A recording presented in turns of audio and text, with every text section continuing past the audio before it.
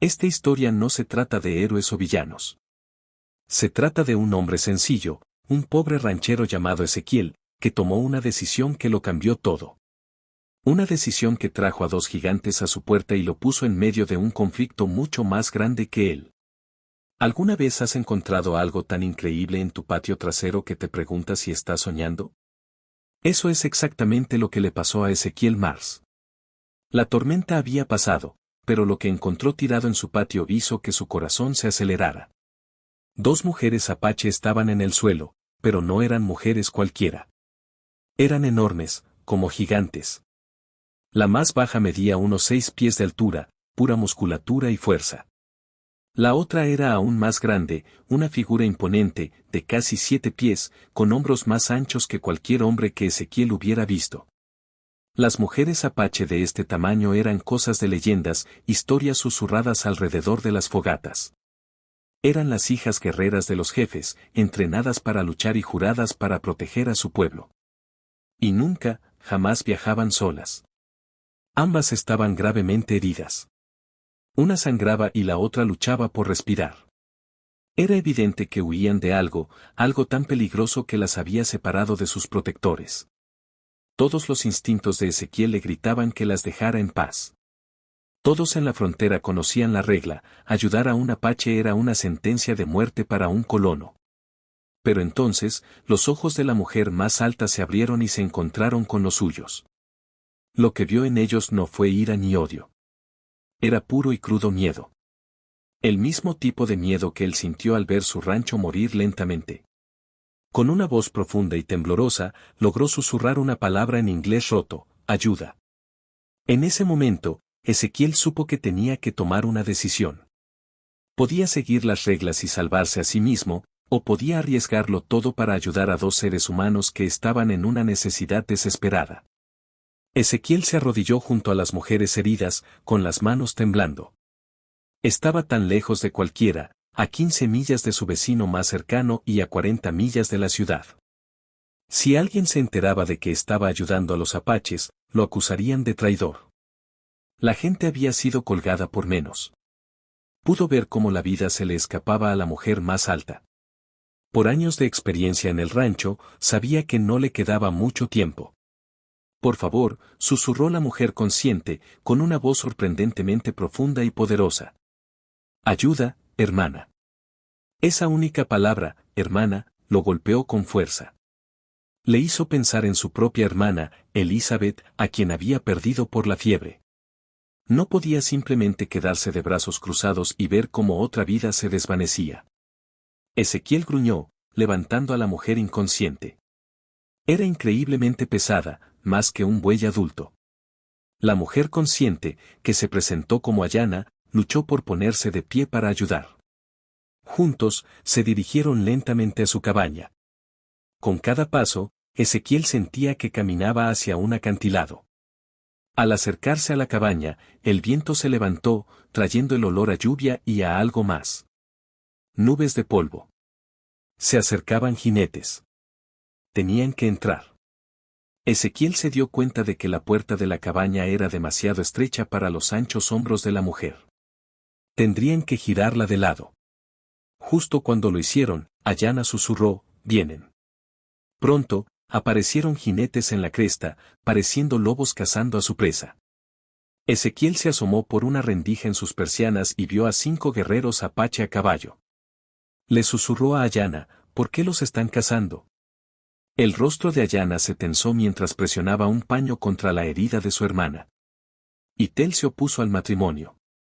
El hijo del jefe la quería como esposa. Ella dijo que no. Ezequiel se quedó atónito. ¿Un simple no podría llevar a esto?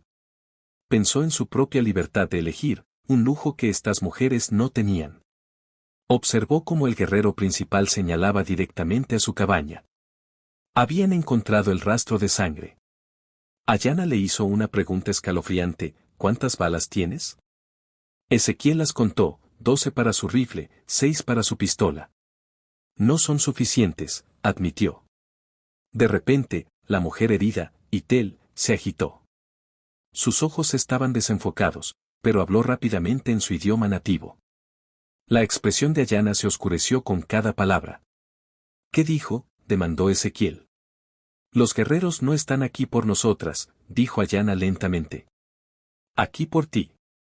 Ezequiel no podía creerlo. Nunca había hecho nada malo a los apaches.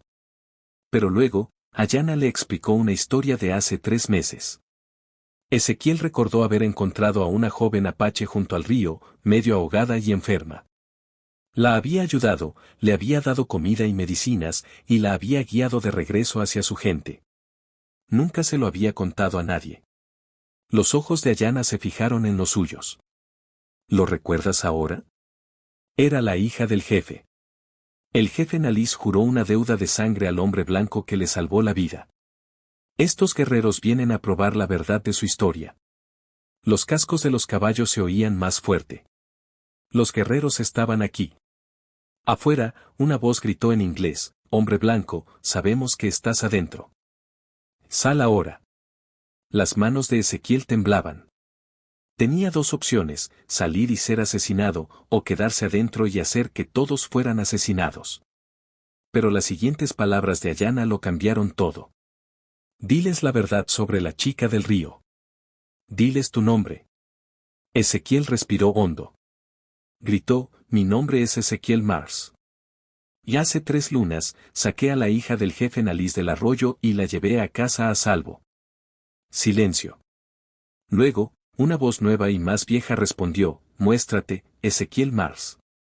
Trae a las mujeres». Ezequiel abrió la puerta, y allí estaban, 5 guerreros apache a caballo, con los rostros pintados. El líder, un hombre mayor con cabello canoso, lo miró con una mirada intensa y curiosa. «Eres más pequeño de lo que mi hija describió», dijo el guerrero. Ella dijo que el hombre blanco era un gigante que luchó contra los espíritus del río. Ezequiel casi sonrió. «Soy solo un ranchero. La ayudé a liberarse». El líder miró a Ayana y a Itel. «Estas mujeres trajeron vergüenza al hijo del jefe. ¿Por qué las ayudas?». El destino de 3 vidas dependía de su respuesta. «Porque necesitaban ayuda», dijo Ezequiel simplemente. «Por la misma razón que ayudé a la hija de tu jefe». El guerrero de cabello gris se volvió hacia sus hombres. Hablaron en voces bajas y urgentes. Cuando se enfrentó a Ezequiel de nuevo, su expresión parecía tener un toque de aprobación. «El jefe Nalis viene al amanecer», anunció. «Él decidirá si una deuda de sangre cubre la desobediencia de las mujeres. Esperarás». Esa noche se sintió como toda una vida. Después de que los guerreros se fueran, Ezequiel ayudó a Ayana a cambiar los vendajes de Itel. La herida de Itel había dejado de sangrar, pero estaba hinchada e infectada. «¿Me matará?», preguntó Ezequiel en voz baja. Ayana no lo miró a los ojos. «Mi padre es un hombre justo. Pero su hijo tiene muchos amigos entre los guerreros. Dicen que el matrimonio con Itel traería la paz entre los clanes. La paz vale más que la vida de un hombre blanco». Las palabras honestas golpearon a Ezequiel con fuerza. Comprendió que su muerte podría ser el precio de la paz. «¿Por qué se negó?», preguntó, mirando a Itel. El rostro de Ayana se endureció. «El hijo del jefe ya tomó 3 esposas.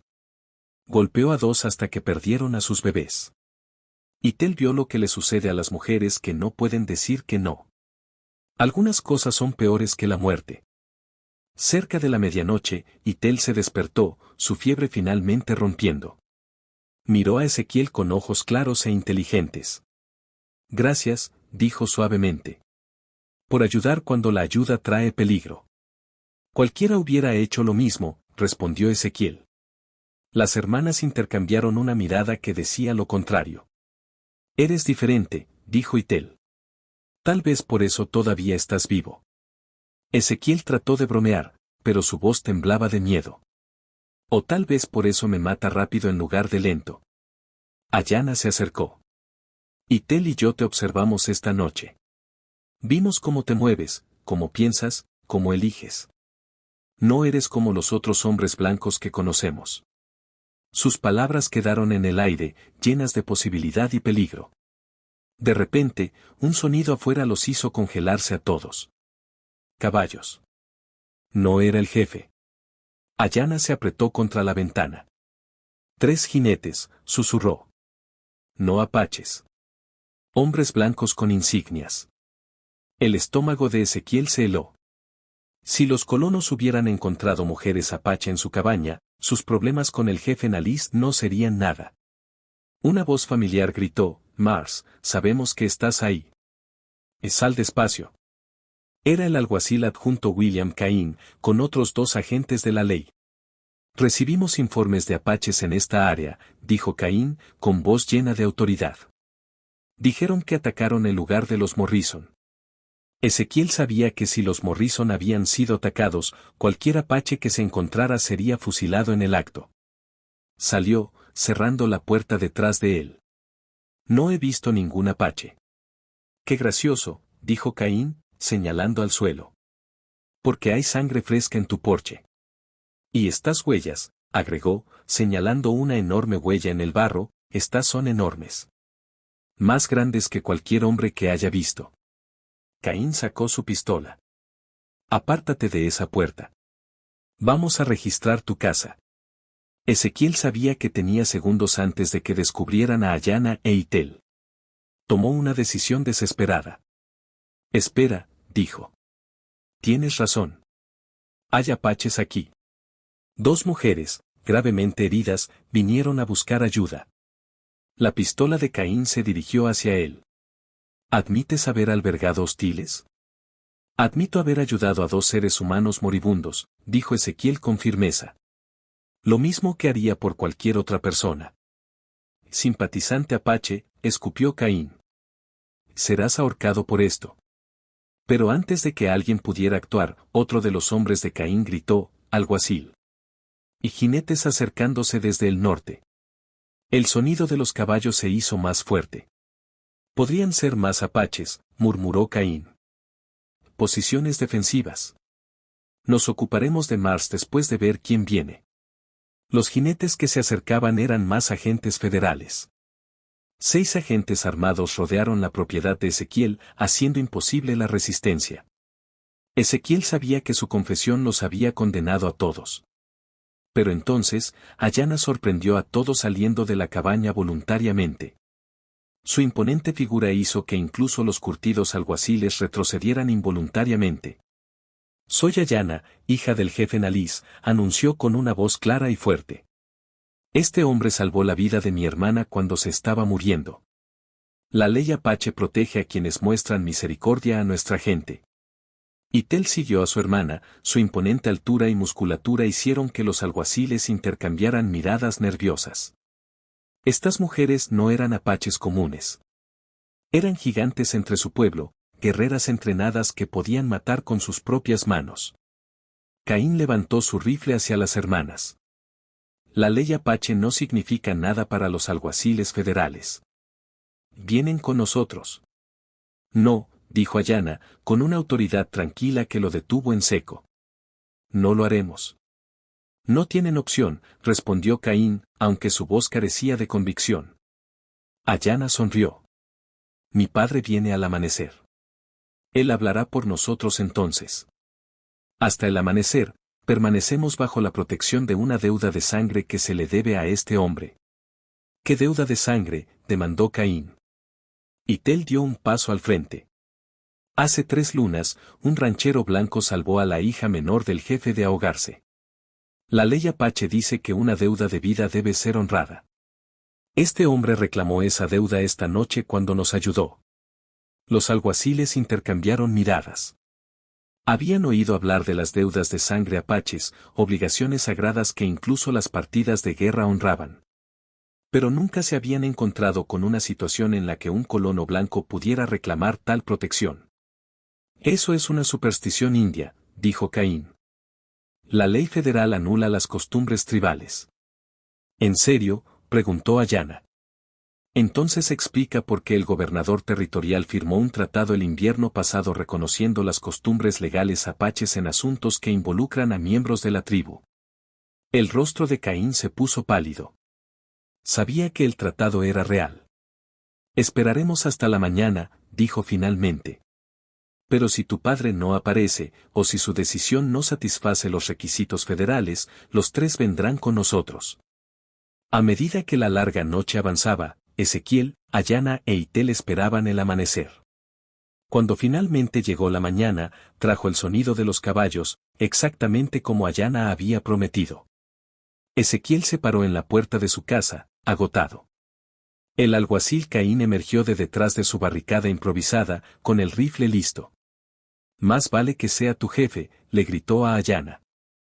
Porque si es una partida de guerra, comenzaremos a disparar. Ayana se enderezó a su imponente altura. Mi padre viene como prometió.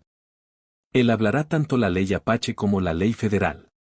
Los jinetes se materializaron del polvo, no una partida de guerra, sino el jefe Naliz con un grupo cuidadosamente elegido de 5 ancianos, con los rostros pintados para una ceremonia formal. El jefe Naliz desmontó con la dignidad de un hombre acostumbrado a mandar. Era mayor de lo que Ezequiel esperaba, tal vez 50 inviernos, pero su cuerpo tenía la fuerza magra de un sobreviviente. Lo más sorprendente eran sus ojos, inteligentes, calculadores y completamente imperturbables ante los alguaciles armados que lo rodeaban. Alguacil Caín, dijo el jefe en perfecto inglés, sabiendo de alguna manera el nombre del hombre de la ley. Retienes a mis hijas como prisioneras. Esto crea un problema entre nuestros pueblos. Tus hijas asesinaron a colonos en el lugar de los Morrison, dijo Caín. Morrison trató de forzar a mis hijas, respondió el jefe Naliz con una calma peligrosa. Ellas defendieron su honor. La ley apache justifica sus acciones. El Tratado Federal reconoce la ley apache en asuntos que involucran a miembros de la tribu. La partida de ajedrez legal había comenzado. El jefe dirigió su atención a Ezequiel, estudiándolo con una concentración intensa. Tú eres Ezequiel Mars. Hace 3 lunas, salvaste a mi hija menor de ahogarse en el arroyo. Por esto, la ley apache dice que te debo una deuda de sangre. Vida por vida, la voz del jefe resonó en el patio con absoluta autoridad. Pero también salvaste a 2 más de mis hijas cuando se estaban muriendo. Esto hace que la deuda sea muy complicada. Ayana se acercó a Ezequiel, su imponente figura, protectora y solidaria. Jefe, dijo formalmente. Este hombre arriesgó todo para ayudarnos. Es digno del respeto apache.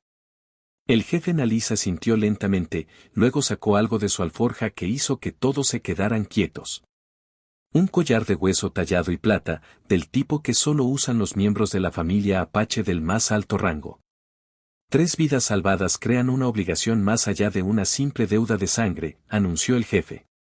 Ezequiel Mars, has demostrado ser digno de la adopción en la familia apache. Te conviertes en mi hijo por tu acción y tu honor. El rifle de Caín tembló en sus manos. No puedes simplemente declarar un territorio mexicano como tierra india. El gobierno federal reconoce los derechos del tratado, interrumpió el jefe Naliz suavemente. El tratado dice que los apaches pueden adoptar miembros y reclamar tierras familiares. Tu propia ley protege a los miembros de la familia apache adoptados de la persecución. La brillantez de la decisión golpeó a Ezequiel como un rayo. En un solo movimiento, el jefe había resuelto todos los problemas.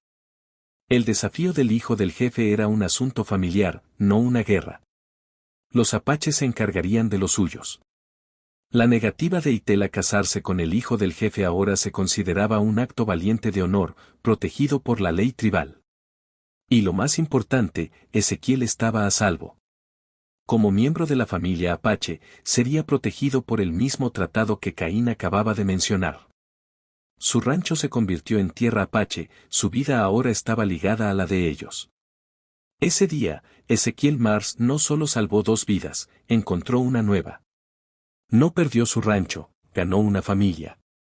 Y ante lo que parecía un conflicto imposible, eligió ver a 2 seres humanos necesitados, demostrando que la bondad y el coraje son más fuertes que cualquier ley o arma.